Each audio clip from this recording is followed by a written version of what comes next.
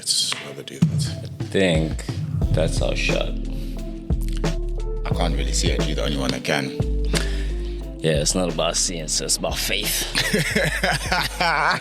It's about faith. Yeah, man.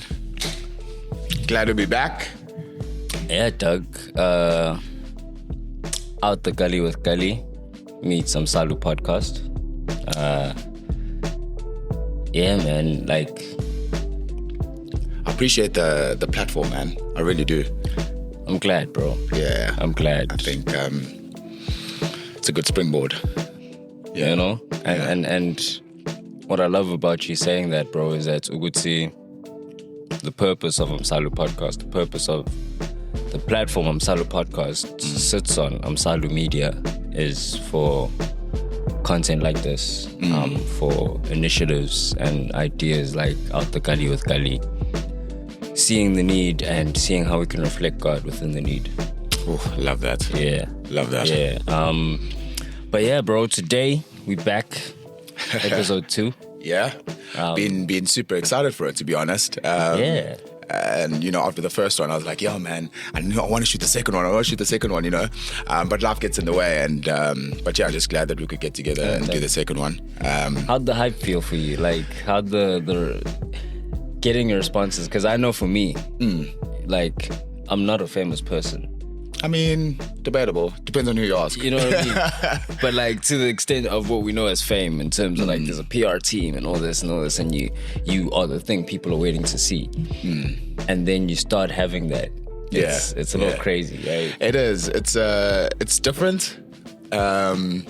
Yeah, because I mean, obviously in my recovery space, like a lot of people obviously were super interested and they wanted to hear it, and then they heard it and they're like, oh my gosh, Kali, like your podcast, and it's super epic because people grasp it and people responded really, really well. So it's really good. And then it's like, when's the next one coming out? When's the next? And then that pressure, comes along with it. But I'm so grateful that people actually take some time out in their lives to give it a listen and to hear what we were all about. And I think that's the real purpose behind this, give inspiration, give hope, in the aspect of recovery, and to speak about things that are difficult to speak about, man. I think that's the platform as well. And soon, obviously, we'll having a couple guests coming in as well, which is going to be super cool, to interview a couple people, and get their perspectives as well, on kind of what we're trying to do here.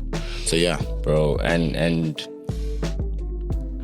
what I love about it as well is this is evidence that we are building Out the Gully with Gully. We've chosen so we didn't necessarily unpack that in the first episode we dropped. Initially, the first episode was meant to be on your platform. Yeah.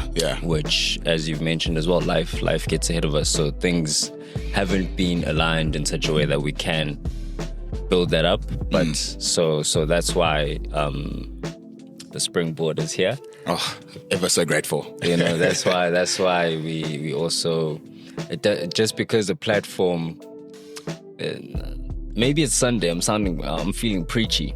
Yeah, just preach it, brother. But just because there's no platform, it doesn't mean the conversations shouldn't be had.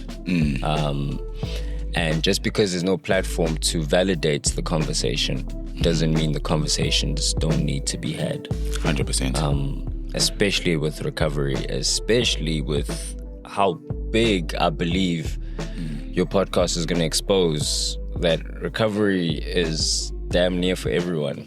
Yeah, in every aspect. In every aspect. Yeah. Like, and what I appreciate about the recovery space we come from is that you meeting addicts from all walks.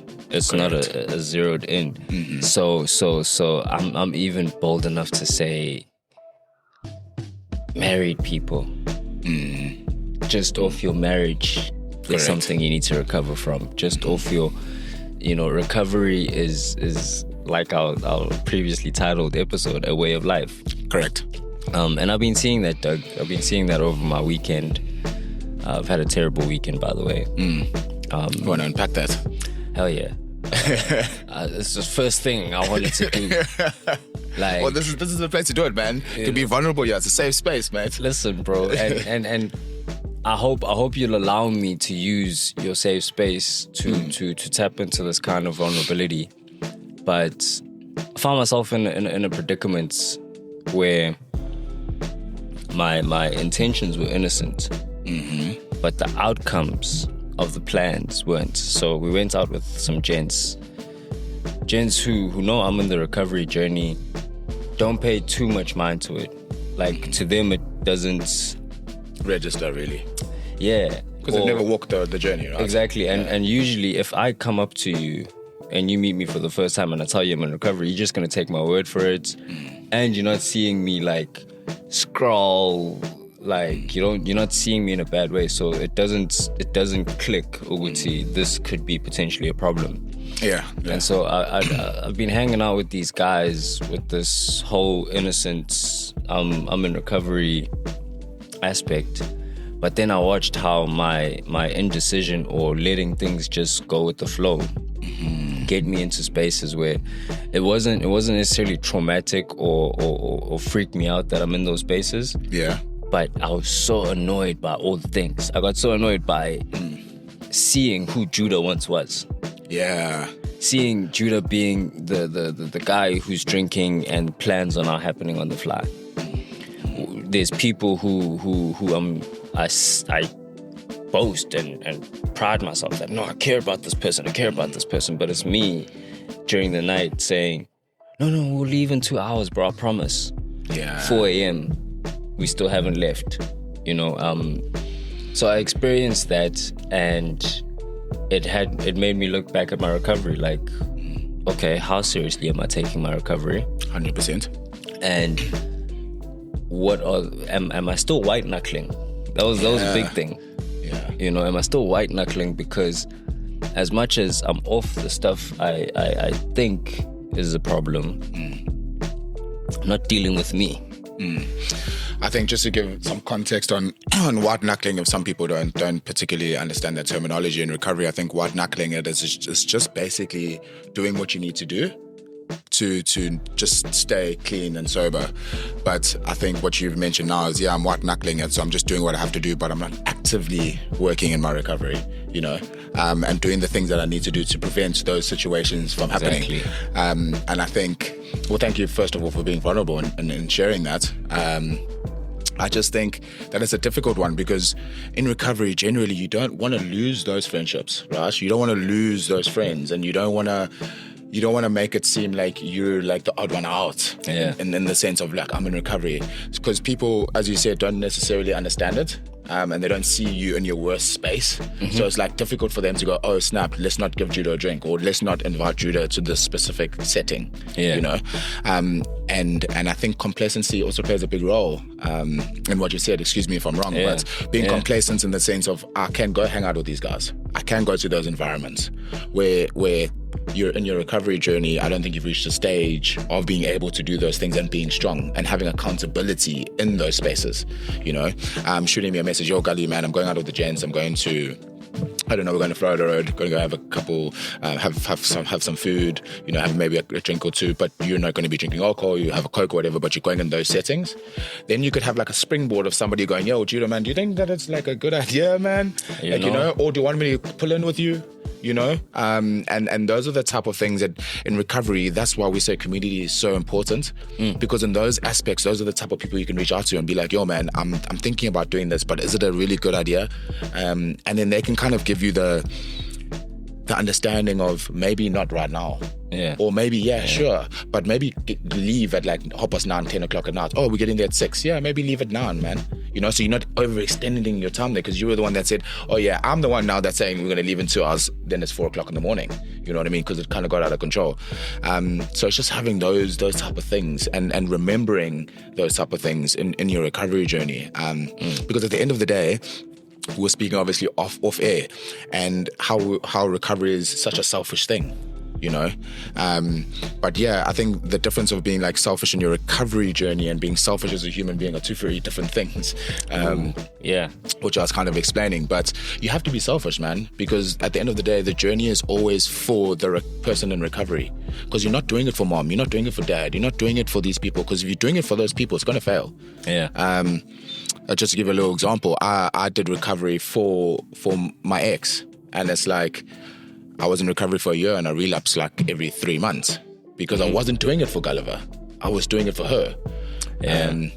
She wants too much from me. I've been trying and I've been showing. And then 3 months, it's like, I've been clean for 3 months. Like, why can't the relationship go back to the way it was? Well, it doesn't really work like that, Gulliver. And because my mindset was I'm doing it for somebody else, it wasn't like I'm truly feeling like I have an issue. So I think you kind of just got to go back to the basics of why are you doing this in the first place. And I think that gives you the confidence and understanding as well that no matter how far along on your recovery you are, there are just some scenarios and situations in life that you just got to let go of, man, that you can't be a part of. And I mean, that happens in your own time, don't get me wrong, but I think I've been in recovery now for almost 2.5 years. And there are some places that I still am like, nah, I can't do it. And there's some people that I'm just like, nah, can't do it. And not because I don't like you or not because I hate you, but you're not good for me. You know, you're not good for me or my recovery. So I think that's kind of like the gist of the situation that I think maybe you find yourself in. Yeah, full disclosure, I wasn't the one who was 4 a.m.ing. I'm just saying. Just want to put that out there. This was the alcoholics' responses to me, and I knew those responses were coming, you know what I mean? So like the whole time the other thing about being in these spaces is that the unhealthy thing is that you're just going there to beat yourself up, especially if you're in recovery, because the whole time you're sitting there, you're like, ooh, is that how I looked when I drank? The atmosphere isn't real. The alcohol makes the atmosphere feel like, oh, people are connecting and vibing. Correct. And I was just like, I was so pissed, Doug, and I'm so grown. You kind of realize that in those spaces, you're like, yo, man, I'm actually this is not my vibe. Because one thing I think addiction does do is stunt your growth. 100%. Maturity goes out the window, because everything from, hey, I gotta take care of business, to no, I need 300 rand more to get. Then we can get one more bottle. Yeah. Or we can get this. Next morning, I eat kimbal. Correct. You know, but walking from Hillcrest to Panzan vibes. Bro. Yeah, no, true stories. Such true stories, as you said, I'm like, I've done that. Did I ever tell this homie that I walked from Hillcrest? I've just done it, man. I've just done it as well, man. Yeah. The common thread in addiction. You know, before recovery rooms, I thought I was a special case. And I think we have said this before. And then you get in there, you're like, oh, I'm not the only one who's gone to prison. I'm not the only one who's walked home.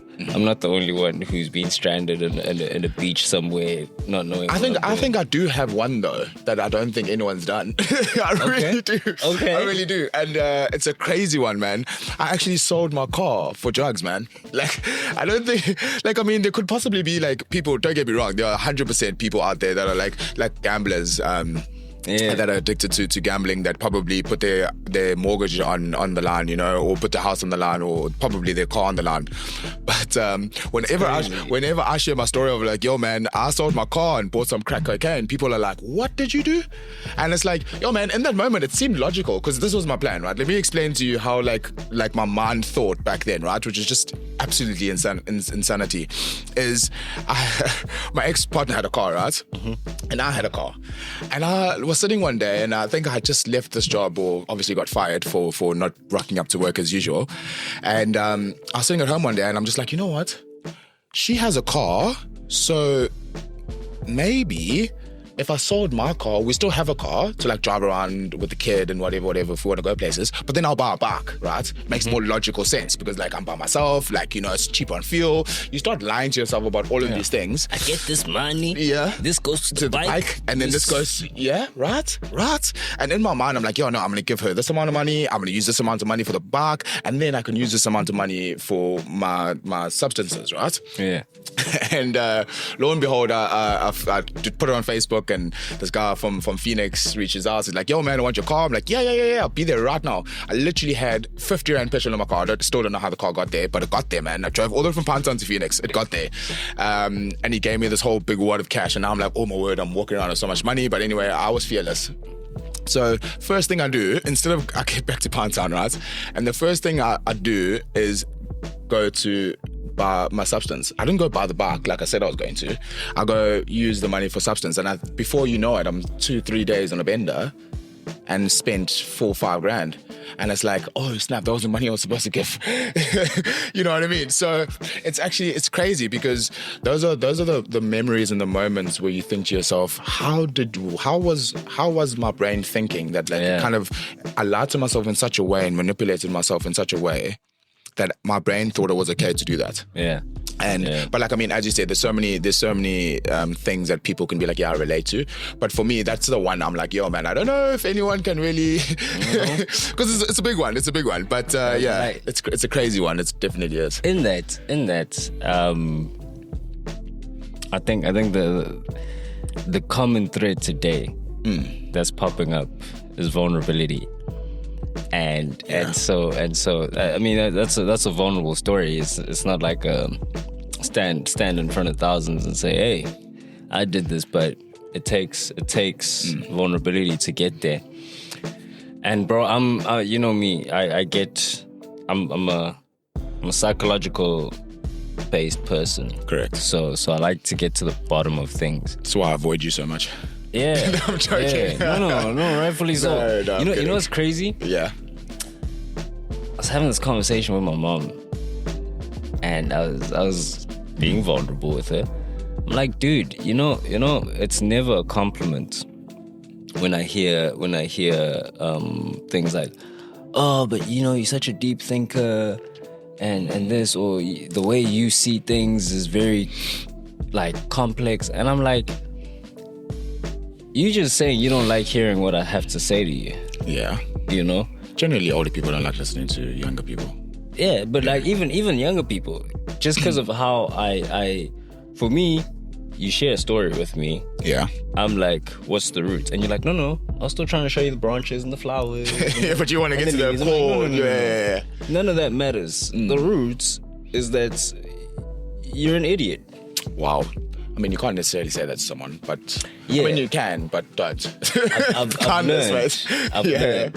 that you can't blurt out the truth anyhow. Yeah. I mean, you can say the truth. Yeah. Just delivery is vitally important. So that's why. So I was saying to the annoying thing is that you guys you say I'm a deep thinker, but if I say share some of my deep thoughts, they're all in the place where I was calling out something in you.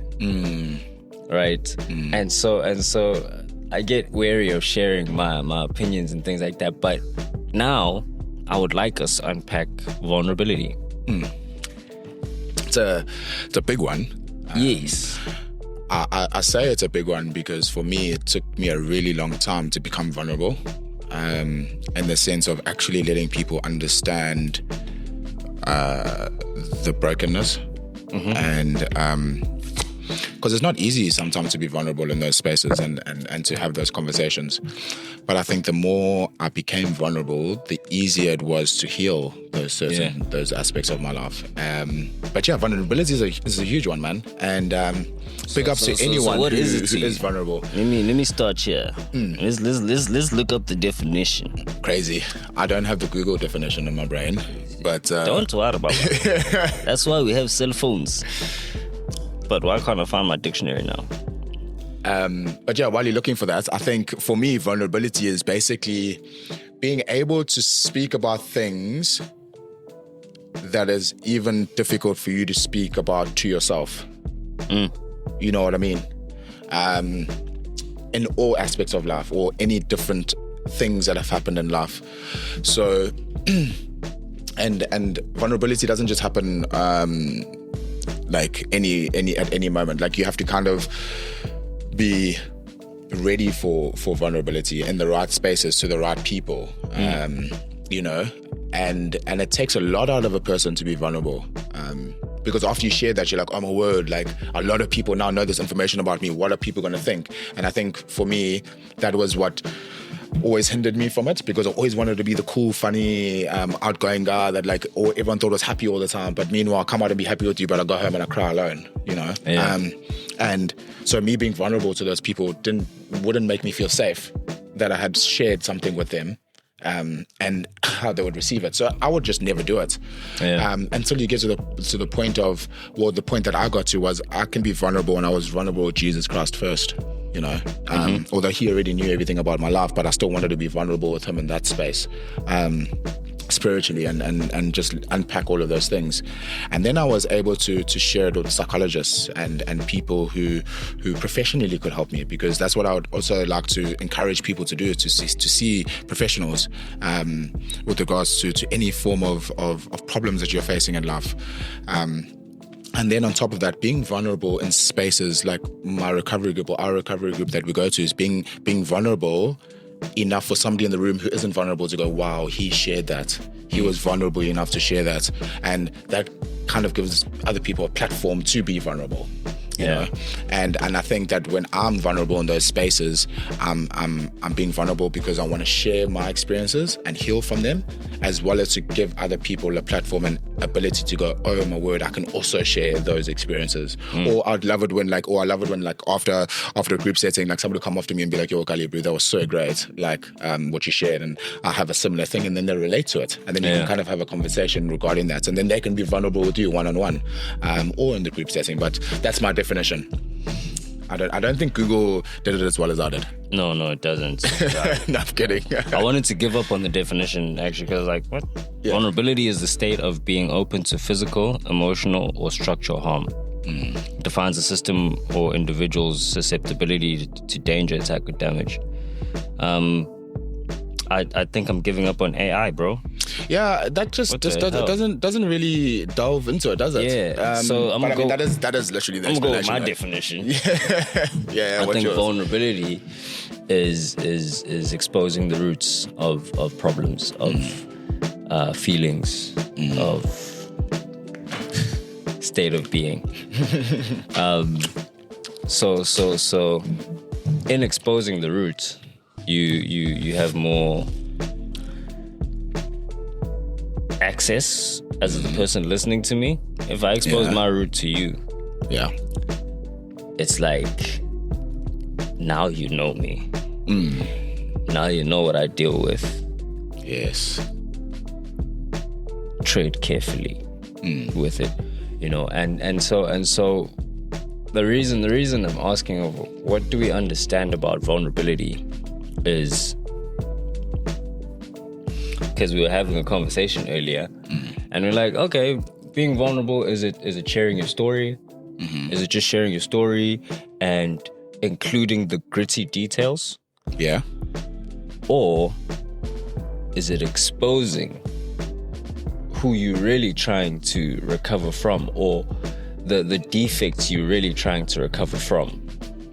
You know, like I've been noticing that my vulnerability can be like, oh yeah, I used to drink like this, or I used to think, but I won't say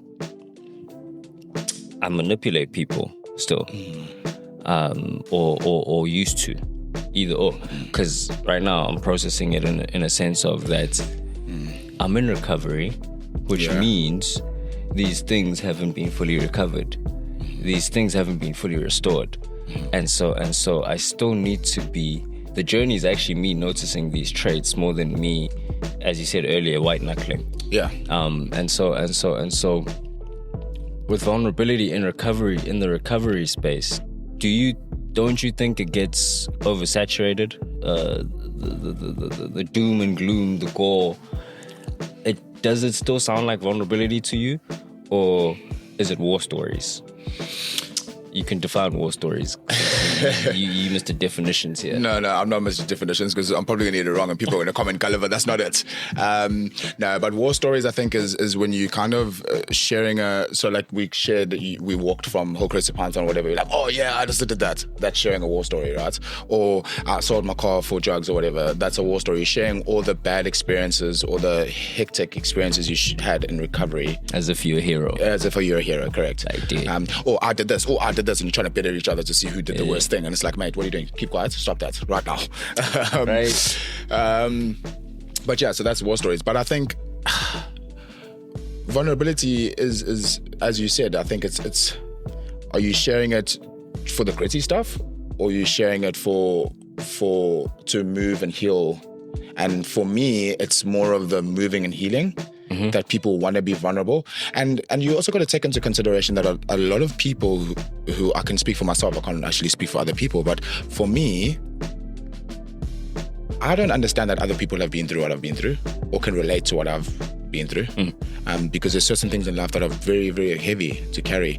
So me being vulnerable is not to say I'm trying to be like, oh, this thing's really bad and has happened to me and probably none of you. It's more of a, this thing has happened to me and it hurt me so much, but I'm wanting to speak about it because I want to be able to move and heal past this specific thing. And because we're in the rooms of recovery and there's people and that community of people who care and love deeply and take recovery really, really seriously, when you share something like that, someone will come up to you afterwards and be like, yo, man, like, that was amazing that you were able to share that. This has been my experience with that. Yeah. You know what I mean? And then you can take something from that, because now that person shares that vulnerability with you. They share that experience with you. So I think being vulnerable is sharing your experiences and the heartache of life and the hard situations and hard times.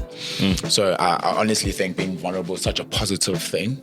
And like, I try and encourage people to be vulnerable, but it's hard, man, because it's You know how much I judge you for your vulnerability. Why do you judge me, mate? All the time, Doug. Like, I don't know why you didn't hold back. He's like, yeah, all the acting time, surprised. Yeah, like, I always question, like, are you really being vulnerable right now? You know, are you really? Because I think in what you're saying, the difficulty of vulnerability, is that I'm okay when it's time to share my story the way I want to. Yes. But the moment you inquire deeper, it's like, hey, where are you going? That's the one. I told you there was a scar there. What business you got knowing? Back off. That's the difference between telling war stories, as you said, and actually being vulnerable. Yeah. Because if you're going to be vulnerable, you're going to be vulnerable the full way through. You're not going to be vulnerable to a certain point and then be like, yeah, I'm no longer vulnerable now. Like, I want to share a story and then be like, yeah, but I don't want to talk about it. I mean, people do that, and that's because maybe what they're unpacking is a lot, and like maybe they don't necessarily want to delve down too much into that same thing. But at the same time, you'll give the grace to that individual, or you'll be like, yeah, I share this thing, and if you ever want to talk about it again, like, here's my number, or you know, I'm here every Monday, you can come have a chat with me, or whatever the case may be. So in recovery, when I'm being vulnerable, sometimes I have to catch myself, because I might be masking. There might be someone in the room that I might be masking for. There might be something about the topic that I might be masking for. Yeah. About what we're talking about. And so how do you, maybe in your life, or if you were to think about it, how do you unmask that? Because like you said earlier, I can get up on the mic and be as vulnerable as I want. Correct. But you won't know a single thing about me still. Yeah. It's a do you know why this is such a tough question to answer? He's even sweating. No, I'm really not. No, but do you know why it is such a hard question to answer, man? It's because I was like I feel like I invented the mask, man. You know? So your question of like, am I just masking the vulnerability, or am I actually being vulnerable, is such a hard one for me to like unpack. Almost makes you speak Zulu, doesn't it? Yo, if I could fluently, I would, but let's not head down that road. But yeah, man, I think it's such a tough one, Judah. I think because at the end of the day, man, you only know why you're sharing what you're sharing. You know, and as you said, like, there were reasons behind why you had disclosed that you had cheated, and whatever the case may be, and what reaction you wanted, and how you wanted the situation to pan out, and you didn't want the nitty-gritty of, please, I don't want to talk to you. Like, I don't know if I can ever forgive you for what you did. And now you were trying to backtrack on how you can fix that. But the whole reason about you being vulnerable and telling the truth, basically, is not for that. You're doing it because of the human being that you are, right? Because you're not a liar, you're not a cheater by nature, right? In your heart of hearts, you're not that individual. So when you do those things, you feel guilty and it's eating you inside, and you're like, I have to say something. So you say it. But I think in the context that you're saying is you say those things expecting something.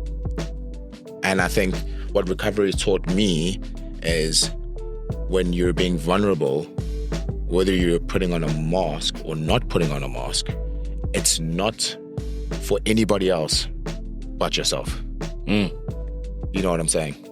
So I can share and put a mask on, but I'm the idiot because I'm being vulnerable to random people. It's crazy. I was saying that in my head. I'm like, I'm the idiot. Yeah.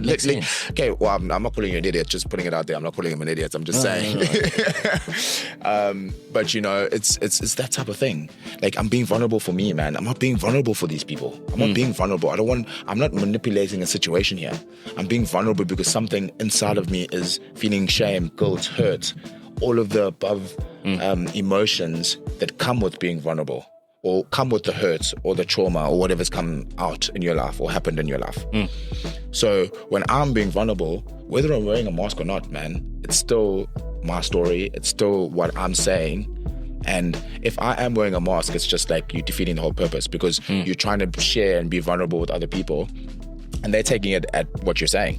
They're not thinking, oh, is this guy wearing a mask, or is he not wearing a mask, or whatever the case may be. So I think you just got to dial it back to, I'm being vulnerable for me at the end of the day. So you're being vulnerable to your ex, or whatever the case may be, that you cheated. You weren't telling her because you wanted her to forgive you. You weren't telling her because you didn't want her to be mad at you. You didn't tell her because of X, Y, or Z. You told her because you felt bad, you felt shame, you felt guilty, and that's not who you portray, and that's not who you are. So that's what I can say with regards to that. I don't know if that kind of answers your question. I could have won her back if I wasn't masking. Oh, see, something you learned from masking your emotions and feelings, guys. Yeah, like you saying that, bro, just made me not want to talk about vulnerability. Wow, crazy. That's a lot. And wow, that wasn't my aim, man. It's perfect because I think that's where vulnerability starts to count. Correct. When it starts, because everything you're saying, I'm like, why is this nigga on my case now? Like I was just asking a simple question. I thought I was trying to get him out the gun. What the hell? Yeah, man. To like, okay, some truth bombs are hitting different areas. You know, the shame, the guilt, and things. These are things I always used to try to praise that I don't ever feel. Yeah. Or I try to unpack in a very intellectual way. But I do still struggle with that. I do struggle with shame, guilt, and things. And that's why I keep this mask on. Yeah. Of vulnerability. Yeah. And then I quickly could feel my defenses wanting to come in. Or all of a sudden, all these big ambidextrous words were coming in. I don't even know what ambidextrous is right now. But now I'm like, no. Get intellectual on them and back them off. Yeah. Shoot them off. Because you want to be defensive because you don't want to acknowledge that part of you, you know? And I think that's the whole beauty about recovery, right? Is that you identify things about yourself that you never knew. You actually never knew about yourself until you start doing certain things, and you're like, oh, snap. Like, you know, like you just get the realization right now. You're like, oh, that's why I feel like this, and I normally get so defensive in this and that and this. But you're unpacking as to why you would feel that way. Because you've never really been vulnerable to those aspects of your life. You've never wanted to admit you have shame or guilt or whatever the case. But you're not that guy that feels that, you know? I was the guy that had no emotion. I was angry, sad, or happy. But I was 95% happy. You know what I mean? But I literally had those three. I thought, honestly, genuinely, I only had three emotions. And laugh. Happy, sad, and angry. Those are the only ones. And as I've grown in my recovery journey, you start to feel emotions that you're just like, hi, Pella, I don't know what this is. Like, why am I feeling... Is this love that I'm feeling? Like, why am I feeling this emotion? Or how, like, then this feeling makes me feel weird. Or, you know, this emotion doesn't really often happen. Why am I feeling this? Like, there's so many different like feeling grateful. Yeah. You know? Yeah, truly feeling grateful. Yeah, yes, like you feel feeling like from where I was until now, I am so grateful. But that emotion of feeling grateful is so weird. Because in a sense, in my brain, which hasn't fully formed to be normal, okay, I don't know if that's the correct terminology, but I've been such a horrible person for so long that now that good things are happening in my life, I don't deserve it in my brain. But although I'm putting in the work and although I'm doing the right things and they're happening and then I'm feeling grateful to God because he's the one that's made it happen, it feels wrong. So when I feel the emotion, I'm like, yo, man, I don't know how to deal with this right now. Yeah. Because at the back of my brain, you still like, remember those things that you did. Remember the person that you were. You know what I mean? So it's such a hard thing. I think you were saying earlier, like I shared that I've been an addict for like 15, 16 years, right? And I've only been clean for 2.5 years. So it's like my brain thought like this for 15 years. After 2 years, your brain's not just going to go, oh yeah, you're okay. You can feel grateful. You can feel happy. You can feel this. You can feel that, and be accustomed to those emotions. You gotta build in those things and learn about emotions, learn how to process them, learn how to feel them, and then again, that's being vulnerable with yourself. Because as men, we all know as men, you're not supposed to cry. You're not supposed to, share your feelings and You just gotta suck it up and move on, and that's such a dumb thing. Let me just tell every man and anyone who's ever said that in the world. That is the worst possible thing that you could ever say to a man, is that like don't share your emotions or don't be vulnerable. I think when I was a kid, I grew up with my guardian and she was very emotional and I could cry with her and I could be happy with her and I could share all my emotions with her and I would feel that was a safe space. And I think when she had left my life, a huge void was gone, which made me feel like I couldn't share any emotion with anybody else or nobody else would care enough to hear those emotions. So that's my particular story as to why I couldn't share my emotion. But I was an emotional kid. I think all kids are emotional, but you know what I mean? Like I was okay with sharing my emotions until I started growing up and then you realizing, oh, this is what the world says about men. Men shouldn't cry. Men should be strong. Men should do this. Men should do that. Yeah. And so you get to a point where you can't be strong anymore. Right? And then you start to understand why there's such a high rate of suicide in men. And why mental health for men is such a hard topic for us to talk about, because of the what the world's portrayed about how men should behave and how men should feel. Yeah. And that for me is so frustrating, man, because I'm just like, when a man is being vulnerable, he's not being, I've said this to you as well, I'm not being vulnerable for other people, mate. I'm being vulnerable for me because I want somebody to hear. I want somebody to just listen. I don't care. I'll give an example. I'm not going through the greatest time in my life right now. And last week, all I wanted was somebody to just listen. I didn't want anyone to talk to me about my problems. I didn't want anyone to give me advice about my problems. I just wanted someone to listen. And it's so beautiful because in the recovery space, you find people that will literally just be like, yo, man, I'm right. Whether you say anything or don't say anything, I'm just going to sit right here. You know what I mean? And that in itself is being vulnerable, and that in itself is giving you a platform to be vulnerable. And you sit in that space, and as much as things are going through, you just need that support. But like, if I didn't have that, I would go home and then be like, I can't feel sad about that. I can't feel upset about that. Whatever happens, happens. I just got to suck it up and be strong. Exactly. And that's not a thing. That's not a way to live.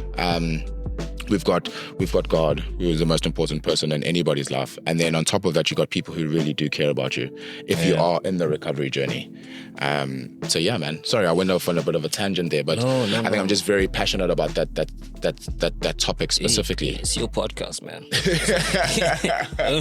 Yeah. Me. I'm here for the great ride and the great knowledge you're sharing with me, bro. I think it opens my eyes up to like, hey man,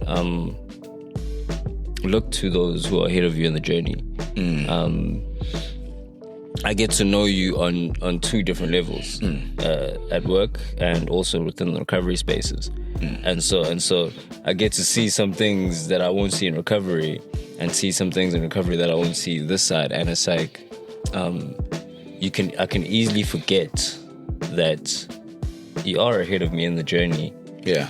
And that's not to be competitive. That's to learn from. Correct. That's to grasp. Because sometimes recovery can easily get up here. Oof. Yo, man, you're telling me about it. Recovery, 3 months. Are you talking about like the complacency, or just like the fact that you're doing it, so now you need that like that recognition, or you need that like people to be like, oh, get off your case because I'm in recovery type of thing? I think more in convincing myself that I'm okay now. Oh, I almost don't need it. Yeah. So. But our best thinking got us here. Remember that? Yeah. Right? So, yeah. And that's a hard line to accept, because it's like, yeah, but I still am operating on my best thinking. It's like, that's the problem. Yeah. You know, as much as it's not completely relying on my best thinking. Yeah. But I'm chopping at that tree constantly. But you being ahead of the journey, I need to humble myself and learn, because recovery, I've had it time and time again where I come in and I'm like, it's been 3 months. You understand how hard it was, just for an hour? Yeah. For me, you understand how? And it's like, I'm so proud of me, and then I feel like I can advise, or I feel like I can just be, and it's like, hey man, treat this as. I think I might even replace the word selfish with respect. Yeah. I need to respect my recovery. Correct. Because if I respect my recovery, I establish value. I establish the values that of what comes with it. Correct. Yeah. Then comes the nice suit and ties, the mooring lines, and the accountability, and the ENTP, saying a lot of, but really the foundation of Correct. it. Correct. Yeah. Stay humble. It wasn't by my strength; it was by God alone. Oof. That I'm here. Yeah. 100%, yeah. And so it encourages me to become more vulnerable now. Yeah. Because I've been, it's funny that we're talking about vulnerability, your Sunday morning. Crazy. I had the craziest Sunday morning, guys. That was a lot. My week, everything has been around this vulnerability spot. And I've been taking it to God. This morning, I was like, God, here's the situation. I feel stupid for doing all of this. I know nothing is overly wrong. Nothing is necessarily messed up about the night before. All it is about the night before is I missed a rugby match, looking for parking. Because the game was great, by the way. We won like 57 something. I was following online. Oh, that's so sad. Outside the stadium. Outside the stadium. 26-7. 32. Whatever. Yeah. It was so fun, by the way. But yeah, continue. Yeah, tried to play it off even after the game. Oh, good game, man. 54-19. Yeah. Oh, boys. Wonderful. Oh. Yeah. Well, who is the Zebra team anyway? Yeah, I don't even know what one of them looks like. Damn, crazy. Why? Because I was outside the damn stadium.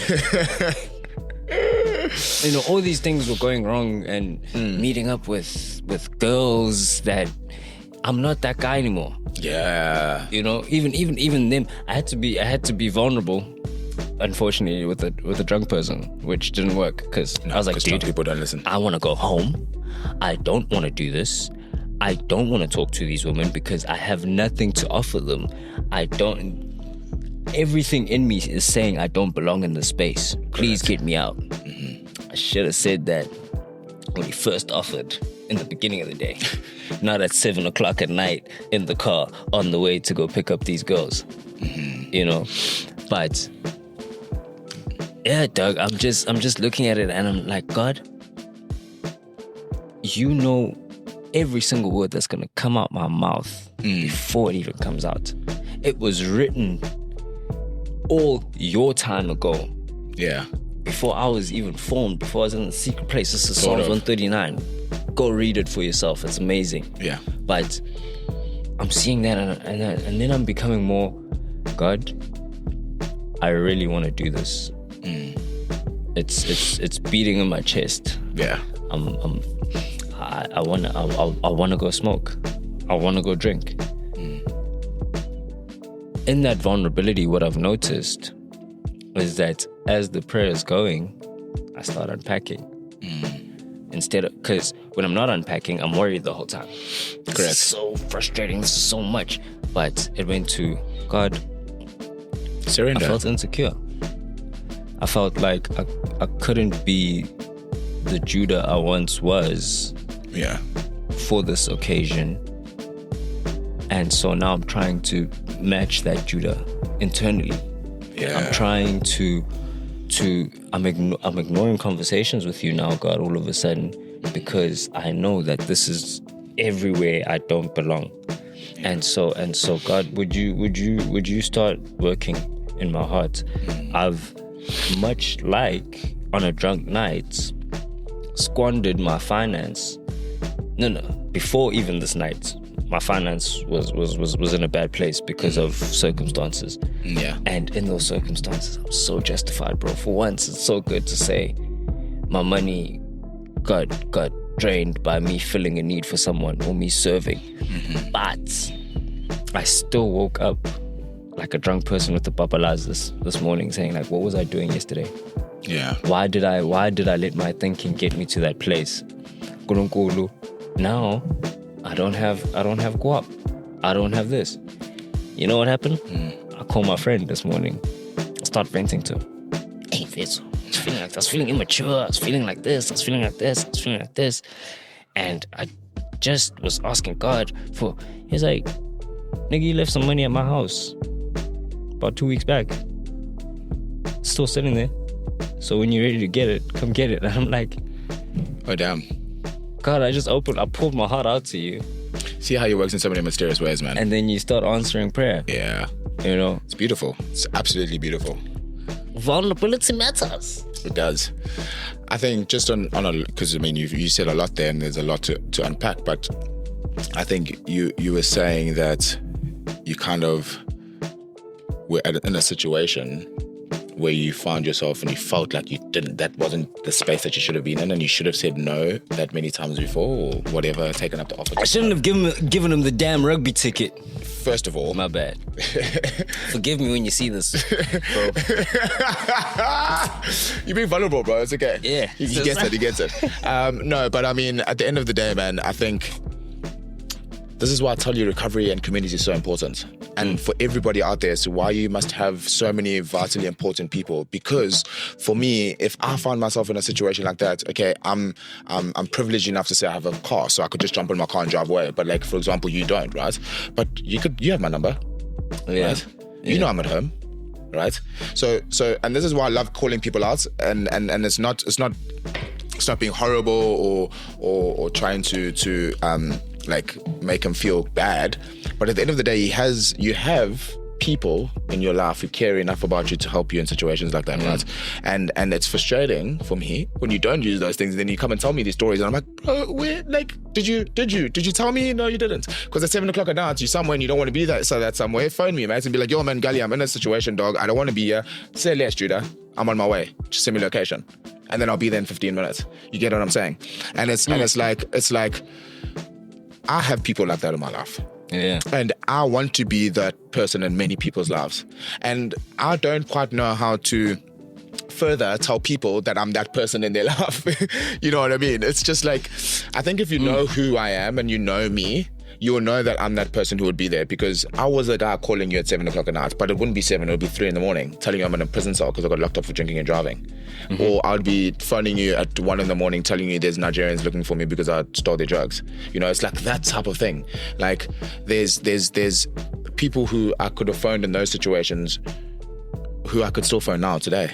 You know, and I want to be that for somebody, you know, and that's why we have the recovery group and we have the community, because when you are feeling in those, you at that moment in your life where you've made a bad decision, and maybe it's the guilt and the shame that made you not phone me, that you just mentioned, right? Exactly. Because you're not that guy. I didn't want to be vulnerable about it. Yeah, you didn't want to be vulnerable about it. But another thing is, I'm not going to come and fetch you now. I want to question what you were doing. I'm going to say, all right, Judah, where we going? You're going to be like, nah, dog, I just want to go home. I'll drop you at home and then I'll leave you. When you're ready... Sit Go out and right? I'm not that guy. taking you home. Yeah. And I think that's that's what I think, which you're mentioning as well, like when you're 3 months in recovery, like you like, oh, I got this. Nah, and it's you gotta understand. And I love that you use the word respect, because you got to respect the journey and you got to respect the people who are in the journey as well, you know. And for me, understanding how recovery is and what a space mentally you can be in when you're in those type of environments. Like, I don't want to talk about why I made a bad decision. Like, I already feel shitty. I already feel guilty. I already feel shame. I already feel all the bad things. Like, I know that coming to you, right? So I'm not going to get there and be like, yo, Judo, so just unpack for me, mate. What happened today? And like, why we got to this place? No. The only thing I'm doing that I have in my brain is get Judo out of that situation before it gets worse. Yeah. You know? Yeah. And that's the beauty of recovery, and that's the beauty of being on a journey for a certain period of time, because you learn this type of stuff. Someone in 3 months recovery is not going to know that. So if roles were reversed and I phoned you after you've been in recovery for 3 months, your first go-to is like, oh, this is such an idiot. And then you go there and you get there and you're like, bro, what is actually wrong with you? Cause of performance. Yo, let's go. Let me go help him finish this bender. Yeah, first, all that as well, you know. That's another dangerous thing. That's another dangerous thing. And then in the car, you're like, yo, man, why did you do that? You know, you shouldn't be in these pits. I don't want to hear that. You know what I mean? I don't want to reinforce the flop that I've made. I want to know that I could rely on somebody that could come and help me. Not just say that I'm not going to be held accountable for what I've done, just not in the moment. Yeah. Because there's a time and a place for everything. And the time and the place is not right now. Because eventually I'm going to feel in a place where I feel terrible for bringing you out in that situation to help me. And then I'm going to have to apologize and come and speak to you about it. And then that moment is when I have that conversation with you. Yeah, man, so Judah, I get it, man. And I'm happy that I was able to help you. But like, what was going on? Right? How did we get to that point? What were we going to do to prevent us from getting to that point? Yeah. You know, and then you kind of can form things that can help you against those things. Okay, cool, I'm going to the rugby. Who am I going with? That guy, the last time I went with that guy, or that guy's friends, the last time I went with him. I can't do that. Yeah. Let me find out if Gali's going to the rugby. Let me go find out if this guy's going to rugby, you know? Yeah. Let me try and go with a different group of people. Right? Because for me, it's like I can experience so many good things with a certain people. If I enjoyed those same things with this group of people, it wouldn't end the same. You know what I mean? Because they're not, you know? Exactly. So you got to kind of pick and understand those type of things. And I think another thing is, which I'm not sure you've done, and I obviously don't want to call you out on it, but like... Come at me, bro. Anybody in recovery as well is like... A big thing of recovery and moving forward in your journey is to cut off people, right? Yes. Yeah. Have you done that? No. Oh. So do you oh no, never mind. Only exes, Doug, because they have it's in the name, ex. No, not like girlfriends, man. Not that's what I'm saying. That's the only thing that's been able to be cut. No, so far. I'm talking about like human mates, like mates that, like, you know, I've been friends with some people from the time I was in grade 7, grade 8, for like so many years, and I've literally cut them off like last year or 2 years ago when I came into recovery. Yeah. Do you know why I cut them off? Because those people no longer serve any good in my life. Right? When I was an addict, we shared the same thoughts, we shared the same whatevers, we like to go to the same parties, we like to do the same things. But my life has evolved in such a way that you're still continuing to do those things. I no longer do those things. I still love you, I still care about you. Yeah. But me and you are no longer on the terms of you can phone me up and ask me for money, or you can phone me up and say, yo, I need help with this, because I'm not going to help you, because I've made a conscious decision to change my life for the better, and I cannot have that interrupting. That's why I say recovery selfish, right? Because I have to be selfish towards that. So the hardest thing that I did, because I'm a people pleaser, I love to make everybody happy. Like literally everybody. And I will walk into a room and be able to make everyone laugh, or whatever the case may be, to make people feel welcome, to make people feel okay and at ease, right? Because I'm a people pleaser. So me cutting off those people was probably and is probably the hardest thing that I had to do in my recovery. Yeah. Because those were my friends, you know? that was the foundation of who Gulliver was built up on. Yeah. Until I had to come to the realization that these are just human beings that don't really care about you, Gulliver. They care about you, but when you have money and you can buy dope, or you can buy this, or you can buy that. Because they really don't if you don't have that. Correct. It's and it's so hard because to you it's like, oh come on. Even then, when they don't have money, I don't go to them. But it's like, no. You don't feel the same way. They don't feel the same way you feel about them. Correct. Yeah. But to answer your question, no, I haven't really done much cutting out. Cutting. I think I've allowed the cutting that has happened. I've allowed situations to escalate to the point of there's no other choice but to cut them off or each other off. So kind of like wait for the mutual place to be like, okay, he also doesn't like me. Perfect. Yeah, let's cut it. But that's. I get what you're saying, but that's also like a very toxic way of doing it, I think. No, it's very lazy, and it's very... You're waiting for like a really terrible thing to happen before thingy. Okay. Anyway. Yeah, so just like waiting for a terrible thing to happen within the friendship for it to kind of cut off. But... What I was complacency. saying, yeah, but what I was saying is that you don't have to do that. I think you can just be open and honest with somebody. Like, yo, man, we are mates, and we were mates, and we have been mates for a very, very long time. But my life right now, my friend, does not align with the life you're living. If you're going to change your life, sure thing, we can hang out. Sure thing, we can go for coffee. Sure thing, we can go for lunch. Sure thing, we can, you know what I mean? But until your life aligns with where I'm projecting in my life, we can't hang out, dog. And it's not like if I see you at Knowles or if I see you anywhere, it's not like I'm gonna be rude or whatever. I'll still come up to you and say, what up, how you doing? We have a little bit of a catch up on a normal, like, you know, we meet out in random. But like me and you are no longer gonna make plans to go out together. Yeah. Because it doesn't end well for me. Because you're still living a life that I don't want to live. And I think that's a conscious decision that you need to make, man. And I think you said you wanted to respect yourself and respect your recovery journey. Yeah. And if you're telling me that you want to respect those things, those are the type of hard things you got to do, man. Yeah, man. And I don't want to say unfortunately, it's fortunate, mate. Because when you do it, you'll see the difference. Yeah. Yeah. And like you have friends outside of that space. You have me. I don't know if you classify me as your friend. You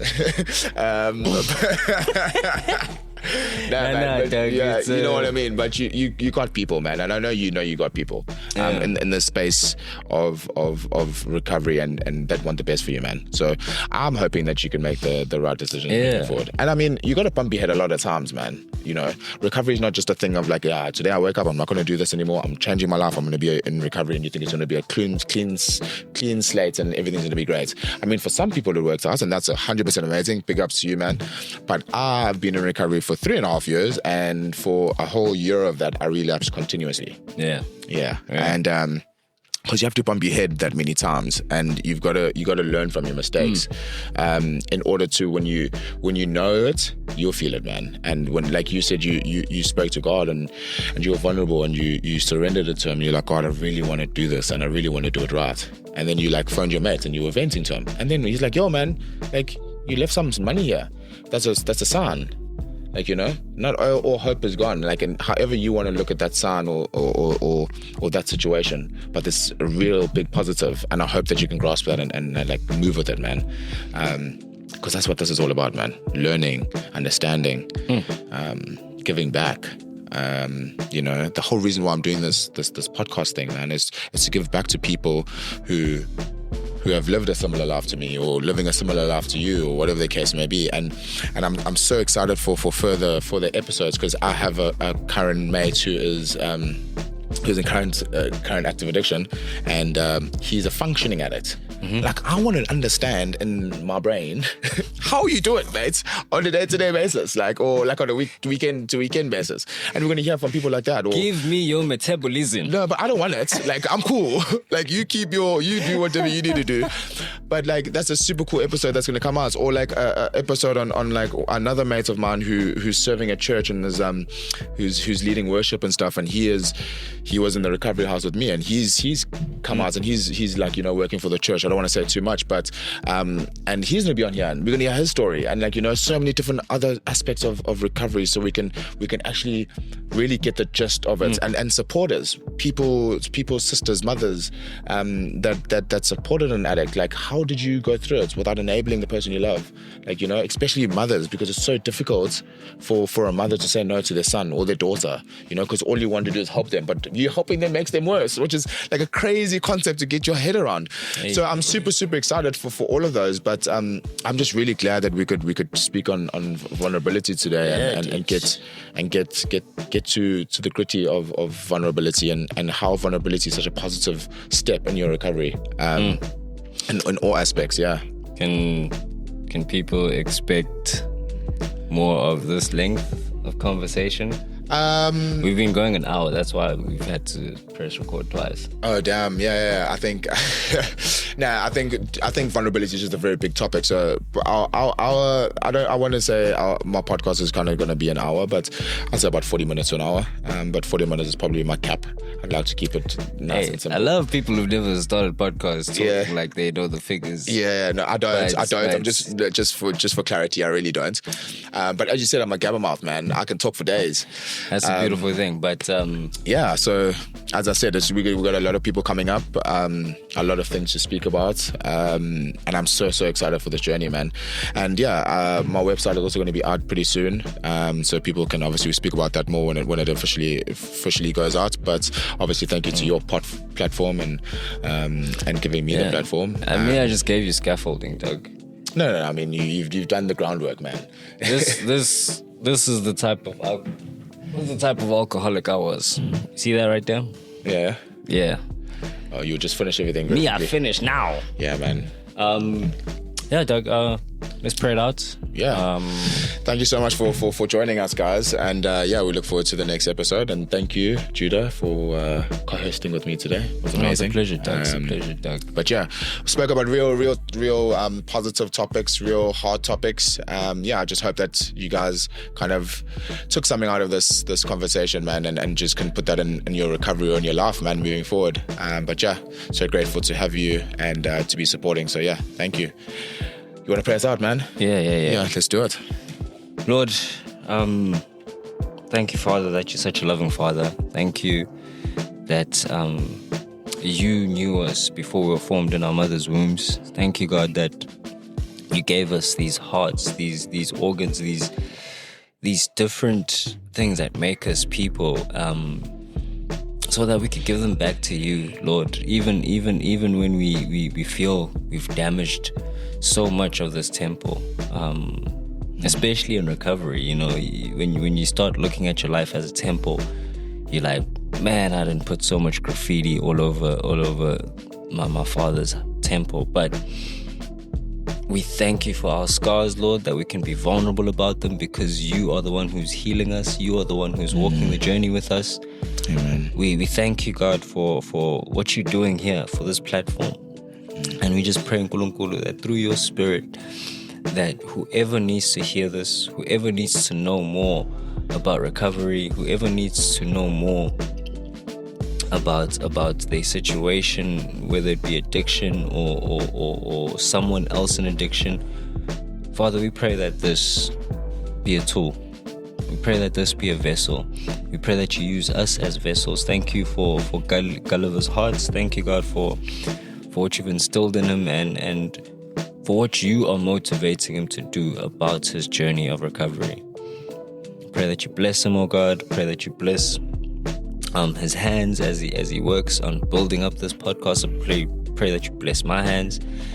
And we pray for Jesus to be known in addicts' life that might not know him, or who do know him, might they encounter him through their addiction, that they may walk in recovery. We love you, Lord, and thank you so much. In Jesus' name, amen. Amen. Thank you for that, man. Super powerful. Cheers, guys. Peace. Mzalu Podcast, we out. There's 3 things to challenge you while watching these episodes, or things to keep in mind. What stands out to you in the conversations you listen to and in the conversations you watch? Secondly, what does it reveal about God, that thing that stands out to you, or in the conversations, what do you see? And then thirdly, what's one practical step in obedience that you can take from hearing these podcasts?